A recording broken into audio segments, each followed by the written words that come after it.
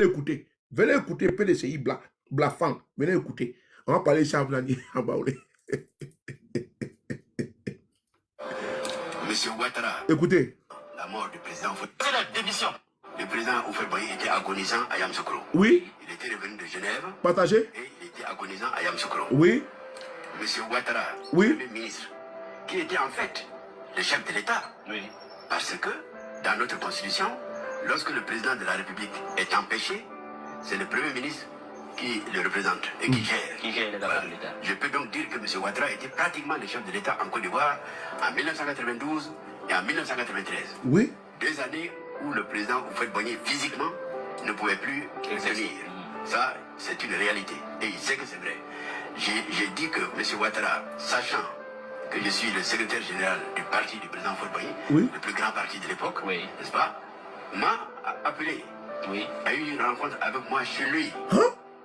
M'a proposé d'être avec lui pour que la Constitution, quand le président viendrait à mourir, ne soit pas appliquée.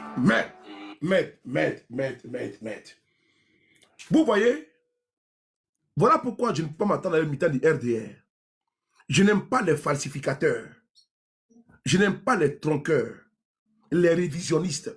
Parce qu'on veut calquer une image à M. Ouattara qui ne correspond pas à ce monsieur-là. Ça ne correspond pas à M. Ouattara. Avant la mort du président, c'est-à-dire que Houphouët-Boigny était agonisant. Ouattara appelle le secrétaire général du PDCI pour lui dire que si le président venait à mourir, il ne faudrait pas que la Constitution soit respectée. Mais que disait la Constitution? L'article 11. C'est important. L'article 11 disait qu'en cas de vacance du pouvoir, c'est le président de l'Assemblée nationale qui assurait l'intérim. Qui était le président de l'Assemblée nationale à l'époque? C'était le président Henri Konan Bédié. Nous sommes témoins ici. Comment le président Bédié s'est retrouvé à la RTI pour aller lire les discours? Parce que Ouattara a voulu faire un coup d'État. C'est ça le fait. Il ne faut pas vous laisser distraire avec les embellissages, le vernissage des ponts et des routes biodégradables. Non. Abidjan, on a vu les immeubles avant que Ouattara ne vienne en Côte d'Ivoire. En Côte d'Ivoire, on a vu goudron 4 fois 2 voies à Yamoussoukro partout. Goudron même, c'est waouh. On a vu pont dans le pays là, avant que Ouattara ne soit président. Il ne faut pas vous laisser bluffer. C'est la génération bling bling là, ceux de 20 ans là, de 19 ans, c'est eux qui n'ont jamais vu. Ils vont se laisser épater par un individu qui a un parcours politique chaotique et désastreux. Et je n'oublie pas le mot mortifère. Parce que son parcours là, mais c'est beaucoup de vies qui ont été fauchées depuis son apparition en Côte d'Ivoire. Et vous l'avez entendu ici, Fologo vous dit qu'avant la mort du président Houphouët, voilà pourquoi souvent d'aucuns envoient le président Houphouët.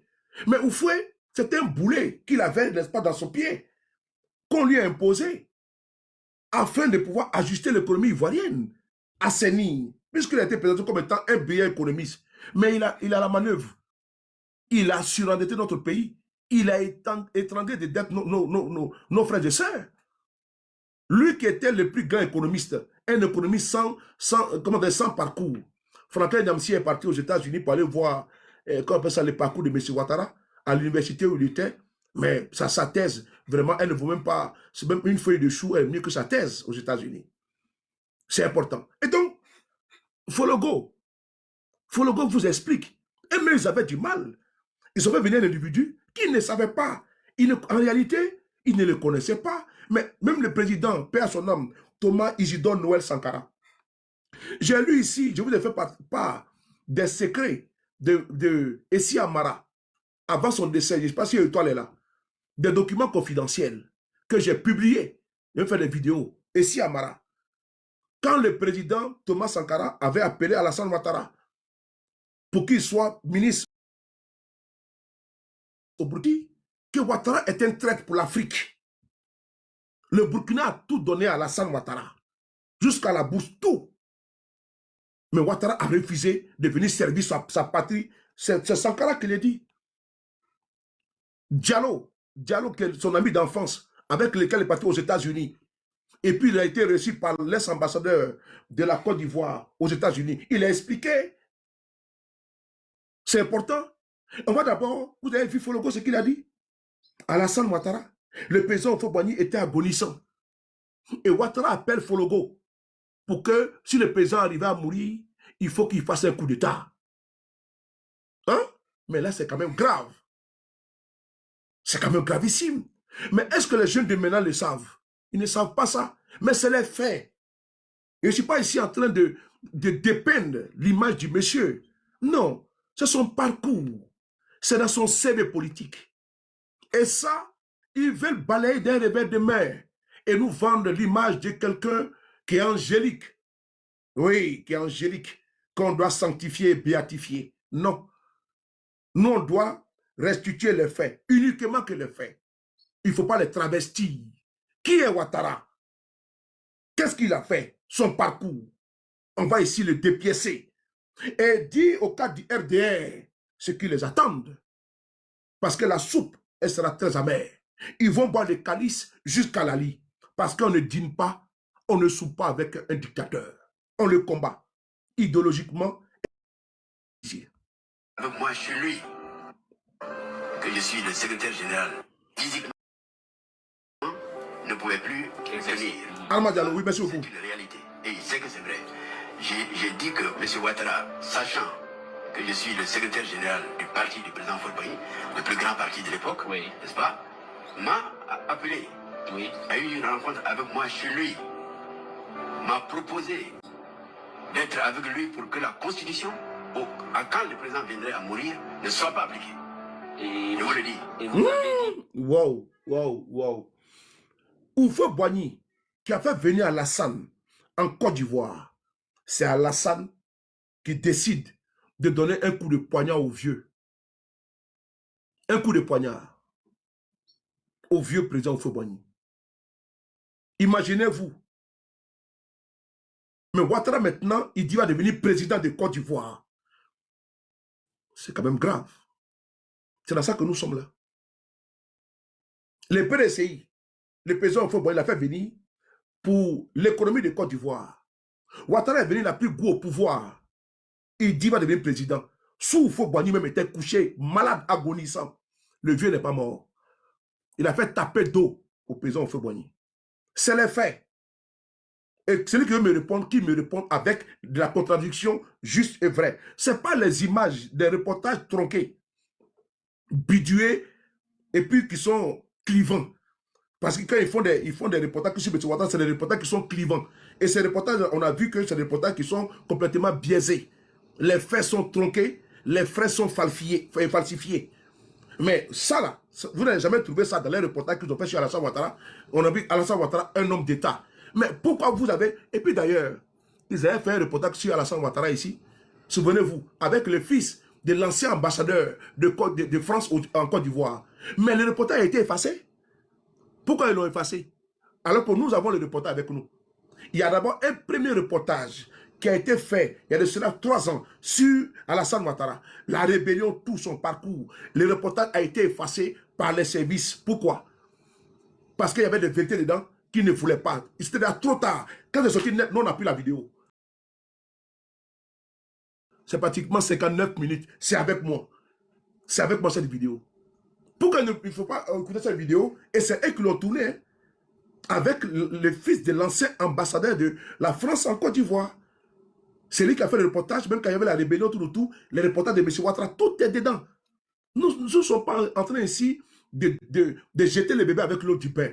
Nous sommes ici en train de dire que Ouattara a un parcours, il a une histoire, et il veut se débarrasser de son histoire en cachant sa vraie histoire. Et pardon, sa vraie histoire avec quoi? Avec l'enfumage que vous voyez, avec la poudre de perlimpinpin que vous voyez, l'économie à 2 chiffres, la jeunesse, la croissance, tout ça là, c'est pour vous endormir. On doit savoir qui il est ce monsieur. On continue encore avec le reportage. On va ici écouter cette vidéo. Partagez les gars, tapotez. Tapotez. On a 250 partages. Ambassadeur de la Côte de la Haute-Volta. Voilà. J'aime bien, je suis inspiré. Hein. Voilà.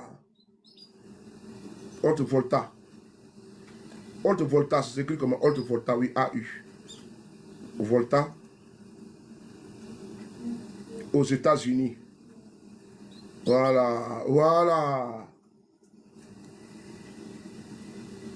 La vidéo elle est où? Tu vas sortir. Il part dans la salle Ouattara. C'est là, on écoute ici. Les étudiants sont là. Ouais. Alors, moi je suis parti dans un grand hôtel où on avait reçu tous les étudiants qui venaient Écoutez. du continent africain. Ils étaient des milliers, l'hôtel était immense. Hein. Et l'hôtel s'appelait Aldrin. Oprah.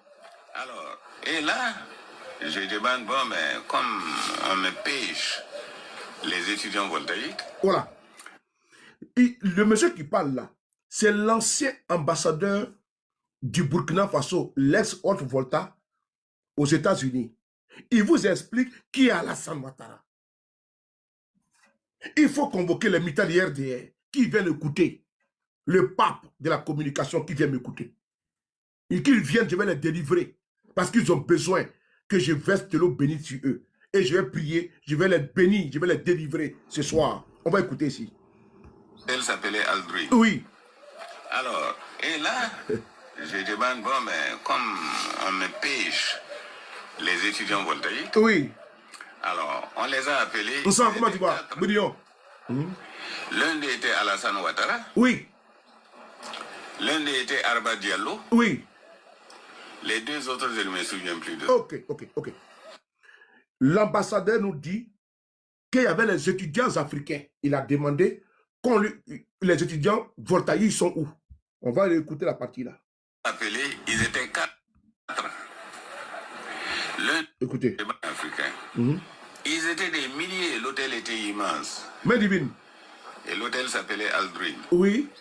Alors, et là, je demande, bon, mais comme on me pêche les étudiants voltaïques. On me pêche, oui. Alors, on les a appelés, ils étaient 4. Oui. L'un d'eux était Alassane Ouattara. Oui. L'un d'eux était Arba Diallo. Oui. Les deux autres, je ne me souviens plus d'eux. Ah. Alassane Ouattara, la bourse voltaïque. Oui. Alors, c'est comme ça qu'il est venu aux États-Unis avec une bourse voltaïque. Mais dès que Alassane Ouattara est arrivé, je les ai reçus là-bas, il a dit, est-ce que le pays vous a donné quelque chose pour votre voyage? Non. Il dit, non. Uh-huh. Bon, je leur ai fait donner $400 à chacun, n'est-ce pas, par ma secrétaire. Et puis, comme c'était le début de l'hiver et que j'avais 2 manteaux, j'ai donné un de mes manteaux pour qu'il tire au sort et savoir celui qui le gagnera et le portera.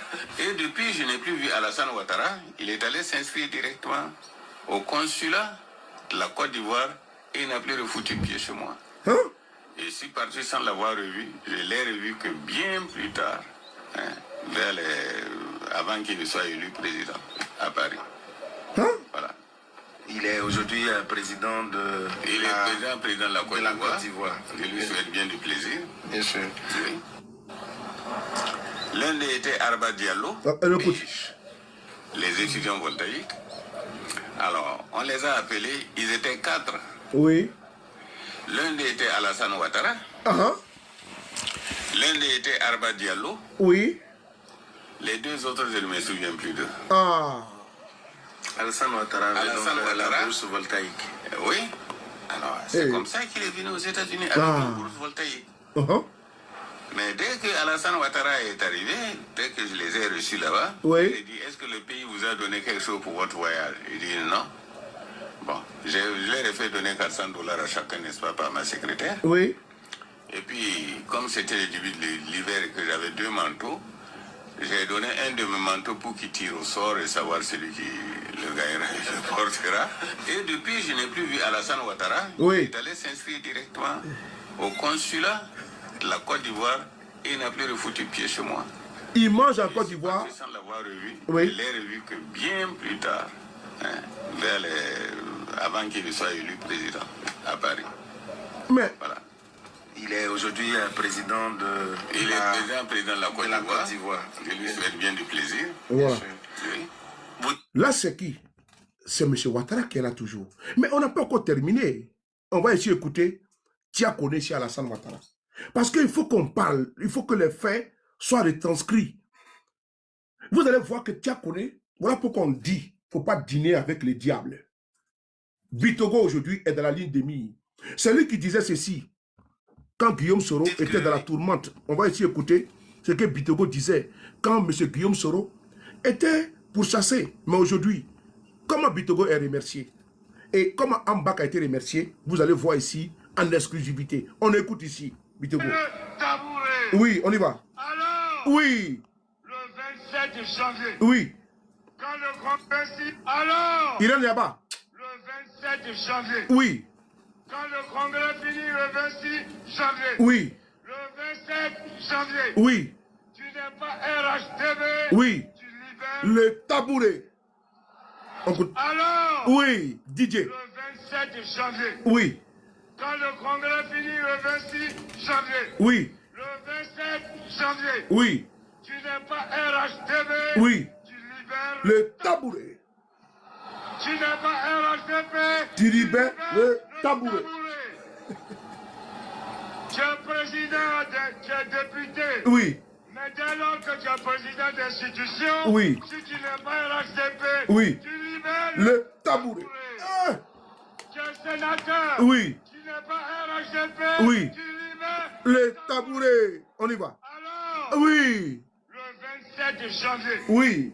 quand le congrès finit le 26 janvier, Oui. le 27 janvier, Oui. tu n'es pas RHTV. Oui. Tu libères Le tabouret. Tu n'es pas RHTP. Tu libères Le tabouret. Uh-huh. Tu es président, tu es député. Oui. Mais dès lors que tu es président d'institution, Oui. tu Juriste. n'es pas RHTP. Tu libères Le tabouret. Uh-huh. Tu es sénateur. Oui. Tu n'es pas RHTP. Tu libères Le tabouret. Tu es C'est- conseiller économique. oui. Tu n'es pas RHTP. Tu libères Le tabouret. C'est ça, C'est ça la classe. la clarification. C'est ça, la clarification. Mais il est RHDP. Mais on dit de libérer les tabourets. Pourquoi on a libéré les tabourets? À cause de ce monsieur que vous voyez. Téné Birama Ouattara. C'est pour lui que Ouattara est en train de baliser le terrain. Oui, et vous avez bien entendu. Parce que Patrick Kachi, il est le valet de Téné Birama Ouattara. Patrick Kachi. Il y a des personnalités qui sont dans la ligne des mires de Téné Birama Ouattara. Parce qu'il les trouve gênants. Et Bitogo, on le trouve très gênant. On trouve que Bitogo a tenu des propos sur France 24. Bitogo a des ambitions présidentielles. Il est le tout-puissant maire de Yopougon et d'Abobo. Et donc, lui qui est là, il n'aime pas la concurrence. Et comme son père, je dis président, il faut profiter, et son père, lui me l'a dit, que c'est eux qui ont demandé à M. Ouattara de se présenter, qui l'ont même supplié. Donc, ils sont en train de baliser le terrain pour que Téné Birama Ouattara puisse prendre le pouvoir. Après, là, ils vont baliser au niveau de la Constitution, ils vont boucler, et vous allez voir que c'est Téné Birama Ouattara, c'est lui qui aura le boulevard, le Dauphinat. C'est le successeur putatif, c'est lui qui sera le successeur de M. Ouattara. Mais ce n'est pas encore d'Ivoire que ça va se passer. Hein. Peut-être que c'est de les encablures, il ne sait d'où, voilà, mais ce n'est pas encore d'Ivoire que ça va se passer. Voilà, où on va prendre le pouvoir pour donner à son frère ou à son fils, là. Ce n'est pas encore d'Ivoire. Le chemin que vous avez pris, là, c'est le chemin de l'échec. C'est là-bas, là, que Django sera souffert. C'est là-bas que le bandit va souffrir. Et comme vous êtes des braqueurs, pour emprunter le mot du président Babou Laurent, vous avez fait un braquage. Et donc, vous, maintenant, le partage du butin, on doit donner tout au fils. Nous, on vous attend, on n'est pas pressé. C'est là que vous allez mordre la poussière. Ça va vous surprendre, ça va vous étonner. Si vous pensez que facilement comme ça. En Côte d'Ivoire, là, il y a un militaire qui a été au pouvoir, Guy Robert. Mais malgré le militaire, l'état général, mais il a été chassé. Mais que vous n'avez pas encore, il faut mettre votre disque à jour. Hein, dans ce pays-là, qu'on appelle Côte d'Ivoire, militaire, général, a été au pouvoir ici. Les Henri César Sama Damalan, les Palinfo, et tous étaient là. Des militaires du top aux affaires. Mais quand c'est gâté là, ils ont mis dedans. Ils ont pris la clé des champs. Si vous pensez que c'est dans ce pays-là, qu'on va prendre, on prend celui-là pour le mettre, comme si c'était un royaume, quoi. Ce n'est pas le royaume de Sindou, où M. Ouattara, son défunt père à son âme, était le roi de Sindou. Ce n'est pas une royauté. Hein. Ce n'est pas un royaume où c'est de père en fils. Hein. Ce n'est pas l'Arabie Saoudite, ce n'est pas le Maroc. Et ce n'est pas également la Jordanie, ou bien la Belgique, ou l'Angleterre. Hein. C'est pas là-bas. Nous sommes en République de Côte d'Ivoire. On n'est pas en royaume de Sendou. On n'est pas en royaume, n'est-ce pas, de la Ouattari. On est en Côte d'Ivoire en 2026. On va prendre le pouvoir pour donner à quelqu'un. Est-ce que même le royaume de Sendou là, encore là? S'ils veulent être des princes, mais qu'il ait demandé pardon au capitaine Ibrahim Traoré, il faut bloquer cet ignare qui est là. Il est où là? Voilà, c'est parce qu'on te laisse écrire que tu as en train de parler. Bloquez ça. On l'a bloqué. Va chercher ton autre compte qui vient. Il faut demander pardon au président Ibrahim Traoré, le capitaine Courage, pour qu'il puisse au moins vous laisser, vous allez dans votre principauté là, comme Monaco là, Sendou là-bas, là, vous pouvez vous donner la famille, tout, vous cédez le pouvoir. Mais Côte d'Ivoire, vous avez menti. On vous a dit que vous partez dans le royaume de Congo, arrivez là-bas, à Congo là-bas, vous demandez à ce que vous soyez des princes là-bas, et là-bas, on va vous donner le royaume, on vous donne la couronne, et puis vous marchez avec tapis, comme Bokassa, en vous intronisez. Mais Côte d'Ivoire en 2025, 2026, ou bien je sais quand, dans ce 21e siècle, on va transformer une république comme Bokassa a voulu faire. Il s'est autoproclamé empereur. Il a mis lourd couronne sur sa tête comme ça, avec traîne de pratiquement 20 mètres, avec les chevaux qui sont quittés en France. Il est où aujourd'hui? Il a été quoi? Il a été chassé, mon frère. Donc, c'est vous là, on va vous chasser comme vous ne pouvez pas imaginer. On va essayer d'écouter ici. On va essayer d'écouter. Bon, toi, voici un encore. Attends. Voilà. On va pas, voilà. Voilà, attendez. Le RDL, là. Moi, je ne suis pas votre camarade, tiens. Nebi bâtard sauté, tiens. Allez, bloquez ça. Mon frère Armel, tous mes respects, il y a un amoravide qui est là. Il y a un amoravide, là. Les amoravides du RDL. Je ne sais pas, vous venez comment dire, polluer ma page. Che Guevara. Tiens, mon bâtard sauté là-dedans. Plobacus, ils sont en train de les allumer, tiens. Attends, ils sont fâchés. On y va, c'est parti. On va essayer d'écouter Tia Kone. Tia Kone, là. Vous tapez YouTube, la vidéo est là-bas. Qui est Draman Ouattara? Voilà pourquoi je suis en train de faire le parcours.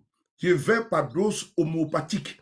Je suis en train de... Voilà, PDCI, asseyez-vous, hein, ça c'est votre tour d'abord. Avant que j'essaie de tout parler maintenant avec Ambak. Ça c'est PDCI d'abord. Votre tabouret, on va écouter. Céleste, on écoute ici. PDCI, écoutez. C'est qui ça? On va essayer d'écouter PDCI, Blafant, d'après. Écoutez ici, voilà. Écoutez. Puisque les résultats des investigations menées par la juridiction constitutionnelle permettent d'établir que celui-ci n'a eu cesse de se réclamer de la nationalité voltaïque ou burkinabé avant et après son apparition en Côte d'Ivoire en 1982. Apparition même. Ainsi, oui. Le dossier révèle qu'Alassane Ouattara, né le 1er janvier 1942 à Dimboko, qui a pu se rendre aux USA, s'est fait enregistrer dans les documents de voyage comme étant de nationalité voltaïque. Merci. Est-ce que le monsieur a menti ici, l'ambassadeur de Haute Volta, de la Haute Volta, a menti? Attendez, je vais encore écouter. On va écouter ensemble, s'il vous plaît. On va écouter, parce que c'est important d'en synchroniser. Voilà. Voilà.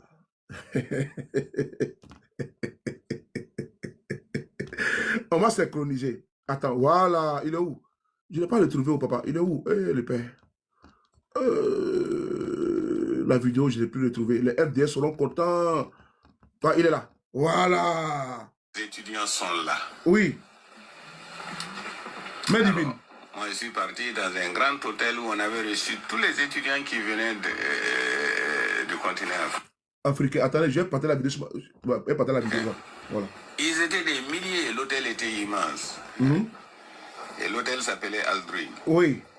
Alors, et là, je demande, bon, mais comme on me paye les étudiants voltaïques, alors on les a appelés, ils étaient 4. L'un d'eux était Alassane Ouattara. L'un d'eux était Arba Diallo. Les deux autres, je ne me souviens plus d'eux. Voilà. Les étudiants voltaïques. On va les maintenant écouter Tia Kone. Donc, Tchakoulé n'a pas menti. Tchakoulé n'a pas menti. Hein. Non, non, non. Parce que l'ambassadeur, l'ex-ambassadeur de la côte du Burkina, de la Haute-Volta, actuel Burkina Faso, aux États-Unis, il est clair. Les étudiants voltaïques. On va maintenant écouter ici Tchakoulé. C'est important. Ou vous pensez que vous avez trompé l'histoire de la Côte d'Ivoire? Écoutez.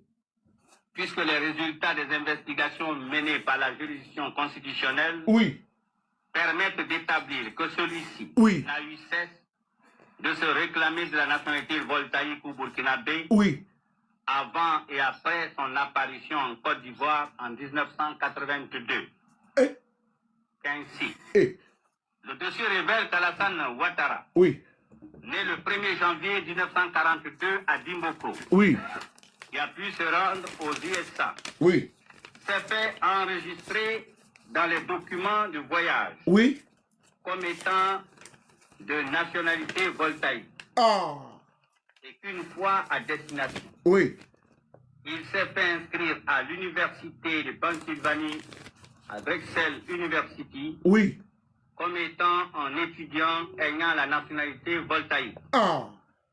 Tout comme lors de son mariage avec dame Barbara June Davis, le 10 janvier 1966 en Philadelphie, il s'est réclamé de la nationalité voltaïque. De même que sur sa carte de sécurité sociale numéro 165 40 92 95, délivrée en 1962, il a indiqué la même nationalité comme sienne. Que par ailleurs, une fois ses études terminées en Pennsylvanie, il est resté dans les documents de référence des étudiants étrangers ayant étudié sur le sol américain comme étant d'origine voltaïque. De même qu'il est établi que le 1er décembre 1982, il a été nommé vice-gouverneur de la BCEAO sur proposition des autorités voltaïques en remplacement de leur ressortissant Charles Bila Kaboré, admis à faire valoir ses droits à la retraite, puis décoré peu après, le 27 décembre 1982, en cette qualité par le ministre Aboulaye Koné à Abidjan. Considérant également que c'est en tant que voltaïque que Alassane Ouattara a été nommé de 1968 à 1973 au FMI en remplacement du sieur Justin Bezoulou de Zambie. Au surplus, l'intéressé dans ses relations et transactions d'intérêt privé s'est toujours présenté comme ayant la nationalité voltaïque, puisqu'il ressort des investigations qu'il s'est ouvert dans les écritures bancaires de la CIB, les comptes numéro 30 010 076 005 000 et 30 121 415 M, en indiquant qu'il avait la nationalité voltaïque, possédant le passeport diplomatique voltaïque numéro 457 du 23 décembre 1978. Qu'en outre, à l'achat des immeubles Signal, Ecodio et Boukoré, il s'est désigné qualité d'acheteur dans les deux actes notariés établis par Maître Kwaku Conan Daniel en date des 11 avril 1980 et 20 août 1984 comme ayant la nationalité burkinabé, en conformité du reste avec la nouvelle appellation de l'ex-Haute-Volta, alors qu'il a toujours affirmé posséder les cartes d'identité ivoiriennes les 19 avril 1982 et 22 octobre 1990. Considérant qu'il est en toute hypothèse difficile d'admettre qu'un Ivoirien d'origine, né de parents eux-mêmes Ivoiriens d'origine, est comme réaction d'instinct de présenter des pièces d'identité non ivoiriennes à l'occasion d'actes d'intérêt juridique accomplis sur le territoire ivoirien. Que dans ces conditions, le fait que l'intéressé se soit souvent toutefois targué d'une autre nationalité n'est que constant. Et que celui-ci ne saurait fléchir à l'idée que toutes les pièces recueillies et se rapportant aux différents faits articulés ne seraient que des photocopies, ne comportant que des imitations de signatures de l'intéressé, puisqu'il appelle de nos investigations Oui. que les originaux des 10 actes, Oui. dont certains font foi jusqu'à inscription de faux, existent bien sur le territoire national et qu'ils peuvent à tout moment être consultés. Être consultés. Un faussaire. Au surplus, Oui. s'agissant de certains de ces faits, Alassane Ouattara ne maintient toujours ses dénégations que par la force de son obstination à trouver une autre acception au mot prévaloir, puisque sans les nier, Oui. il affirme même, Voilà. en clamant haut sa fierté, qu'il avait été investi de ses différents avantages sans acquérir la nationalité subséquente. Qu'ainsi, Oui. à l'occasion de son investiture en tant que président du RDR en août 1999, Oui. il n'a pas manqué d'affirmer qu'il était fier d'avoir été vice-gouverneur pour le compte du Burkina Faso, tout comme il l'était d'avoir été de 1968 à 1973 au FMI département Afrique en tant que burkinabé. Considérant dans ces conditions Oui. que le candidat Alassane Ouattara ne peut donc dire Oui.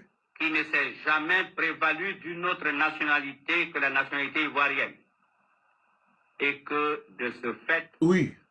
sa déclaration sur l'honneur qu'il a jointe au dossier ne doit pas être reçue. 5.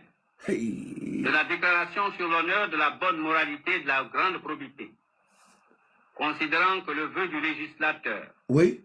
qui est manifeste à cet égard, vise à permettre de ne retenir que la candidature de personnes moralement irréprochables Oui. à l'élection du président de la République. Que de ce fait, Oui. un candidat qui affirme ne s'être jamais prévalu d'une autre nationalité, Oui. alors qu'à diverses reprises, parfois même à l'occasion des actes publics et même authentiques, il s'est ostensiblement targué de la nationalité burkinabé ou voltaïque, qui produit à la date du 16 août 2000 un certificat de nationalité de son père, pourtant décédé et enterré à Saint-Dou, en République du Burkina Faso, qu'il fait néanmoins résider à la date de la délivrance de l'acte à Abidjan, qui réussit, avec le concours de personnes moins âgées que sa prétendue mère, Oui. le moyen de se faire délivrer un certificat d'individualité non signé du juge constatant une concordance d'identité de sa mère avec Cissé Nabindou ne peut être considéré comme étant d'une bonne moralité et d'une grande probité. Considérant qu'il résulte de tout ce qui précède, Oui. que le candidat Alassane Ouattara ne réunit pas toutes les exigences légales pour être candidat à l'élection présidentielle 2000 et qu'en conséquence, Oui. il importe de ne pas faire figurer ses noms et prénoms sur la liste définitive des candidats. Ouais.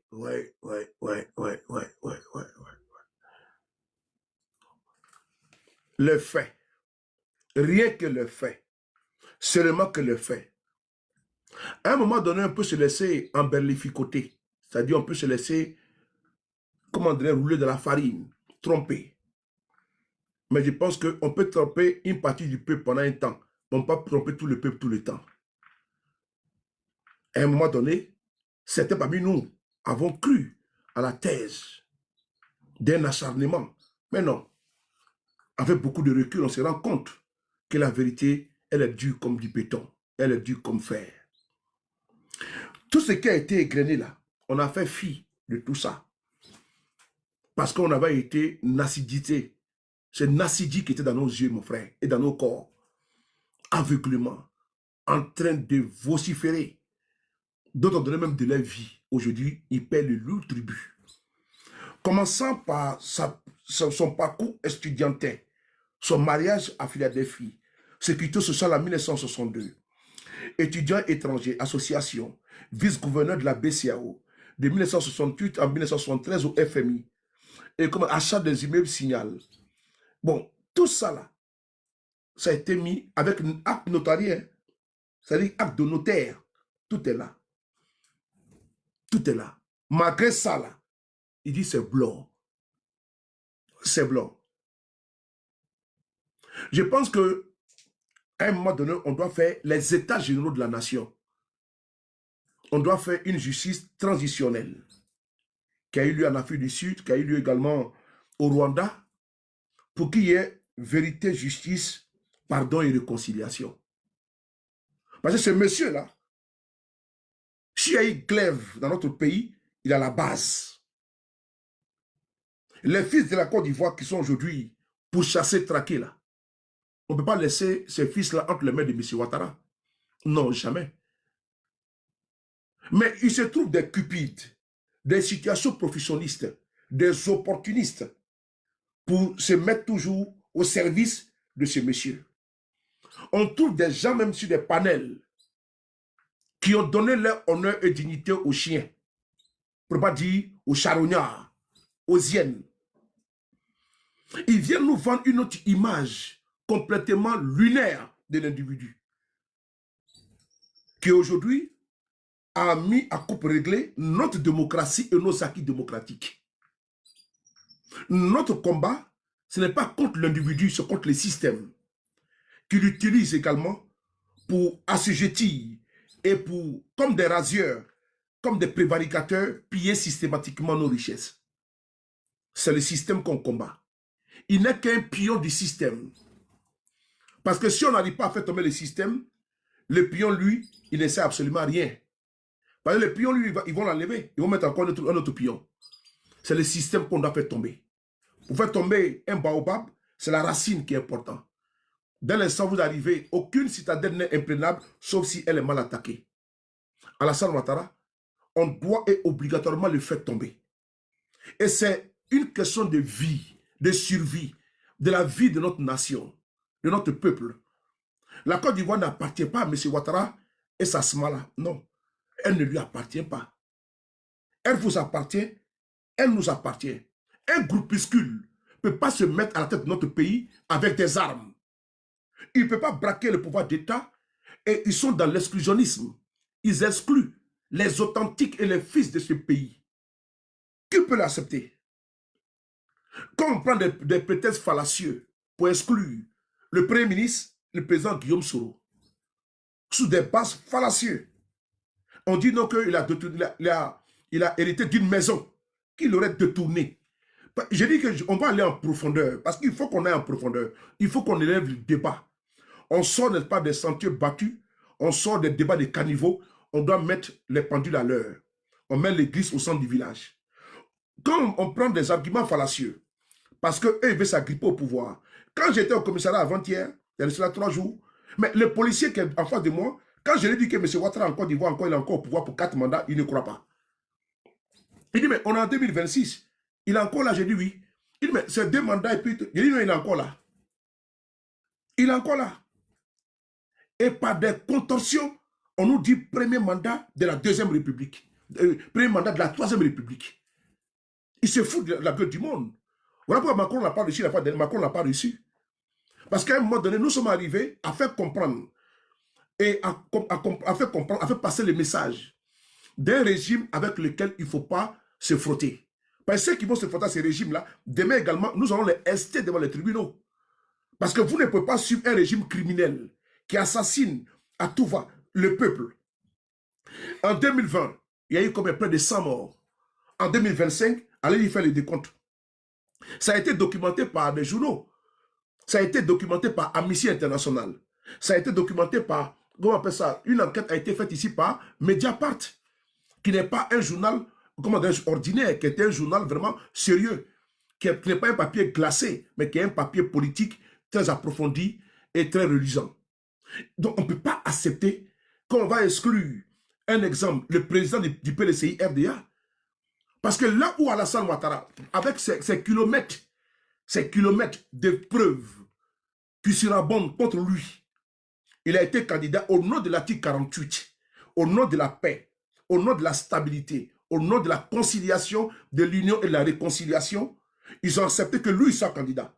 Lui qui est passé par des bifurcations administratives pour avoir la nationalité ivoirienne là. Ouattara, Dramane Ouattara, article 48, pour faire de lui un candidat à titre exceptionnel. C'est lui qui a l'outrecuidance d'exclure des candidats et puis on trouve des individus complètement carents qui vont venir nous dire que c'est normal. Mais pour limiter la casse et stopper l'effusion de sang, Gbagbo a dit il faut que lui soit candidat. Parce que Thabo Mbeki a dit à Gbagbo, si tu veux que ton pays soit en paix, là, le problème là, le nœud gordien, c'est Ouattara Dramane. Fais de lui candidat pour que ton pays ait la paix. Parce qu'on est parti partout jusqu'à Ouagadougou pour aller chercher la paix. Mais il fallait qu'un individu soit candidat. Il a mis la Côte d'Ivoire mal, en souffrance. Il a retardé notre économie. Regardez tout le temps qu'il a passé le temps à dénigrer la Côte d'Ivoire à l'extérieur, à déstabiliser les régimes successifs. Les crises cycliques qui ont frappé notre pays. Qui à la base? C'est lui. C'est lui. Il a fait du lobbying pour retarder le développement de notre pays. C'est lui, Alassane Ouattara. Bédié n'a pas pu travailler. Gbagbo non plus. Et regardez le retard que nous avons accumulé. Si Gbagbo, Bédié avait pu travailler tranquillement. Gbagbo tranquillement. Mais la Côte d'Ivoire serait en avance. On aurait déjà eu le métro et tout ça. Mais l'individu est venu se greffer dans ce pays, à ce pays. Il a balafré ce pays-là à tous les niveaux. Au niveau social, au niveau économique, au niveau politique. C'est ce monsieur qui est à la base de notre retard. C'est lui qui est à la base de notre retard. C'est lui qui est à la base de notre retard. Même Houphouët-Boigny vivant là, les immeubles d'Houphouët-Boigny ont été volés ici par le couple Ouattara. On a vu ici des vidéos de l'avocat de Mme Thérèse Houphouët-Boigny. Vous pouvez taper sur YouTube. Je vous donne des références sur YouTube. Les immeubles macérants. L'immeuble de Houphouët-Boigny ici, là. Les appartements de Houphouët, là. Mais ce couple a volé ça. Ils ont même pillé les richesses de Thérèse Houphouët-Boigny. Elle a esté le couple Ouattara au tribunal. L'État de Côte d'Ivoire au tribunal. Ils ont pillé, parce que c'est eux qui géraient le bien de Houphouët-Boigny. Qu'est-ce qu'ils n'ont pas volé, ces gens-là? Qu'est-ce qu'ils n'ont pas pillé, ces gens-là? La Côte d'Ivoire, c'est pour eux, c'est un gâteau. Que ce soit madame, que ce soit monsieur, voici des comme ça, je ne sais pas moi, comme l'a dit Tiakone, avant et après leur apparition. Parce qu'ils ont apparu en Côte d'Ivoire, on ne les connaît pas. Ni Dominique, ni Ouattara, personne ne les connaît. Elle est venue dans les bagages de son mari. Lui, il est venu, n'est pas dans les bagages, n'est pas du PDCI RDA, qui a voulu l'utiliser comme un économiste pour descendre l'économie de la Côte d'Ivoire. Mais il ne savait pas que c'est le serpent, c'est une race de vipère qui fait rentrer dans notre pays. La conséquence, nous payons ça aujourd'hui cash et sans monnaie. Il dit bien cash et sans monnaie. Quand on vous dit, je vais aller sur des bases, hein, je prends le cas de M. Guillaume Soro, je prends le cas de M. Thiam et le cas de M. Gbagbo. Les trois cas là, pour qu'on puisse nous apaisantir dessus. Je vais dire jusqu'à 19 h. On fait une vidéo d'anthologie et de profondeur. Tout à l'heure, on va partir maintenant sur la mort mystérieuse de Ahmed Bakayoko. Mais pour l'instant, on doit être concentré. Prenez les popcorn, buvez de l'eau et puis tapotez seulement. Parce que inspiration, osa kitoko, osa propre, osa là. Partagez seulement et puis on va frapponner. Ça va monter en rafale. C'est ça qu'il s'agit. On y va. Attendez, il y a un qui est là. Voilà. On va pas attendre. Bon, mon ami, tu allais créer notre compte à venir. Voilà. Il faut rejoindre la troupe. Voilà, la troupe des Adomoutons. Voilà. Ici, je parle aux êtres humains. Parce que nous avons les êtres vivants. Là, en face de moi, il y a des êtres vivants, c'est des oiseaux. Et il y a des êtres vivants qui sont des animaux. Et parmi les animaux, vous êtes dans la catégorie, n'est-ce pas, des moutons. Donc c'est bon. Donc partagez les gars, tapotez les gars, tapotez les gars, tapotez les gars. Partagez les gars, partagez. Merci. Et Bolou, partagez les gars. Jack. Jack. Jack. Comment tu vois? Jack, je ne suis pas content, mon frère. Je ne vais pas dire bonne année cette année-là. Qu'est-ce qui se passe? Partagez les gars. Et puis on va d'abord écouter notre jingle. Écoutez le jingle. Écoutez le jingle. Pourquoi vous? Pourquoi vous? Pourquoi vous? Vous allez vous battre. Ils vont se battre en tant que LHDP. Et puis d'autres vont manger le fruit de votre travail. Pourquoi? Alors, chers militants, la politique, c'est la cohérence et c'est le courage. Assumons notre histoire. Au RHDP, nous assumons notre... Alors, le 27 janvier, quand le congrès finit le 26 janvier, le 27 janvier, tu n'es pas RHDP, tu libères le tabouret. Tu n'es pas RHDP, tu libères le tabouret. Tu es président, tu es député, mais dès lors que tu es président d'institution, si tu n'es pas RHDP, tu libères le tabouret. Tu es sénateur, tu n'es pas RHDP, tu libères le tabouret. Tu es conseiller économique, tu n'es pas RHDP, tu libères le tabouret. C'est ça la clarification. C'est ça la clarification. Bonne madame, j'ai saisi tabouret de dire.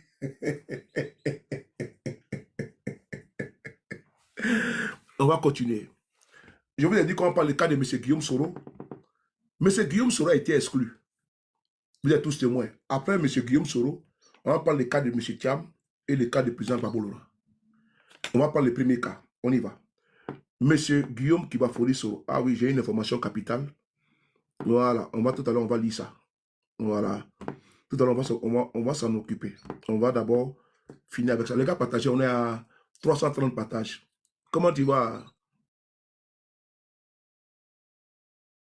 On va essayer d'écouter M. Guillaume Soro d'abord. Parce que vous savez, je dis que je vais étayer tout ce que je dis là avec des preuves, pas des éléments de langage distillé comme c'était MC bien. Attendez, je vais ici prendre, voilà, là c'est bon, on y va ici, voilà.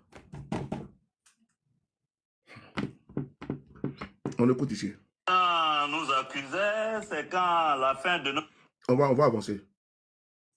À l'époque, Alassane était dans l'opposition. Écoutez. Ouagadougou, Lomé. Écoutez. Pour rechercher la paix pour la Côte d'Ivoire.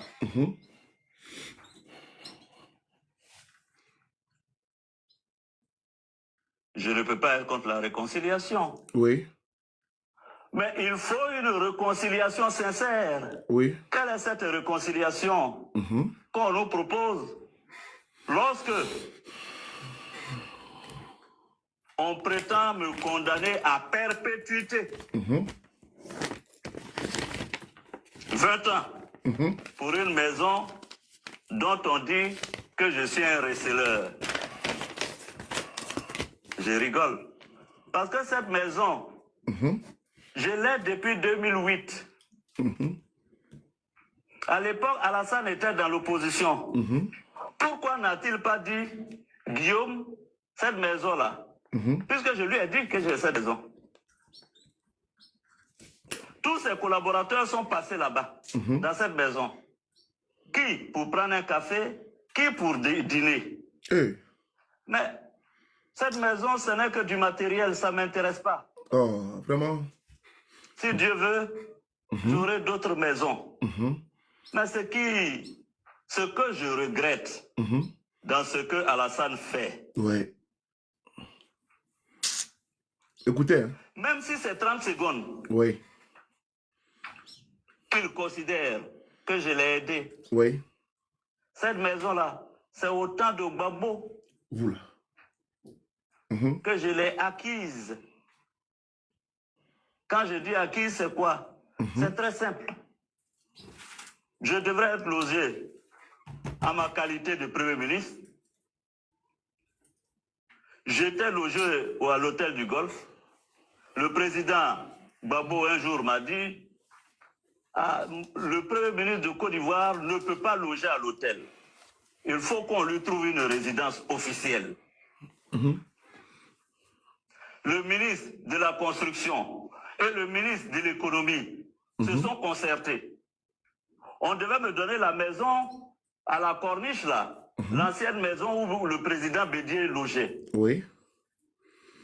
Rien que la réhabilitation de cette bâtisse revenait à 7 milliards de francs CFA, selon le BNET. Le BNET. Écoutez bien. Je dis que je ne pouvais pas accepter cela. Et un des ministres est venu nous proposer d'acquérir une maison à 1 milliard et quelques qui reviendrait, qui me reviendrait après mes fonctions. Je n'ai jamais rien signé. On a eu l'autorisation de faire cette opération régulière depuis 2008.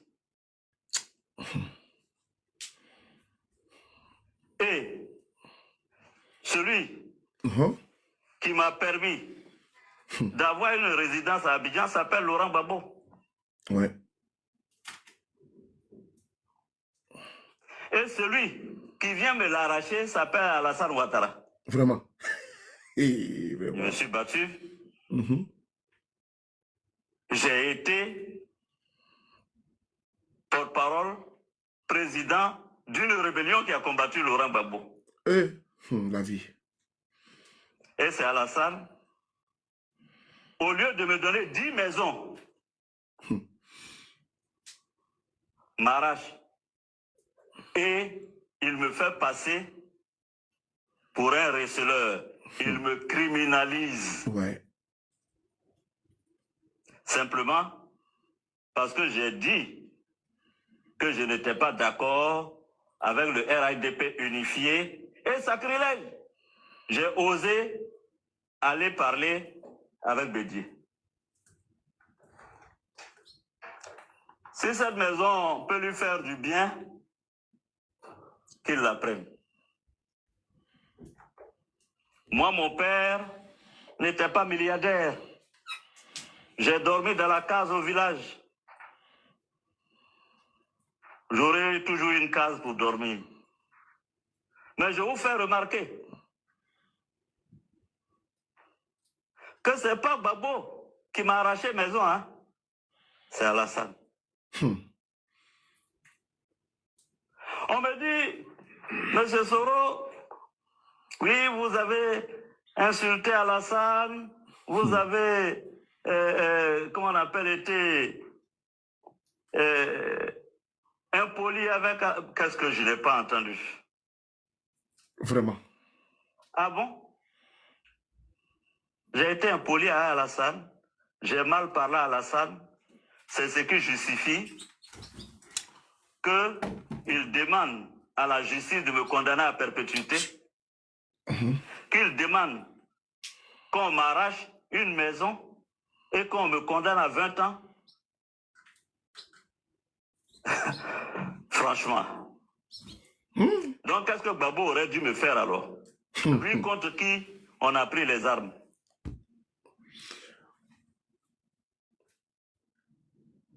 Partagez les gars et tapotez. Air Royal Conseil David, soit salué. Si ça arrive au bois vert, qu'est-ce qui adviendra du bois mort? Quand le Christ, il partait le crucifier, il y a des moments qu'ils l'ont arrêté. Elle pleurait son sort. Il dit, ne pleurez pas pour nous, pour moi. Mais si ça arrive au bois vert, qu'est-ce qui adviendra du bois mort? Si Ouattara n'a pas eu de limite envers Guillaume Soro, ce n'est pas les autres. Je répète encore.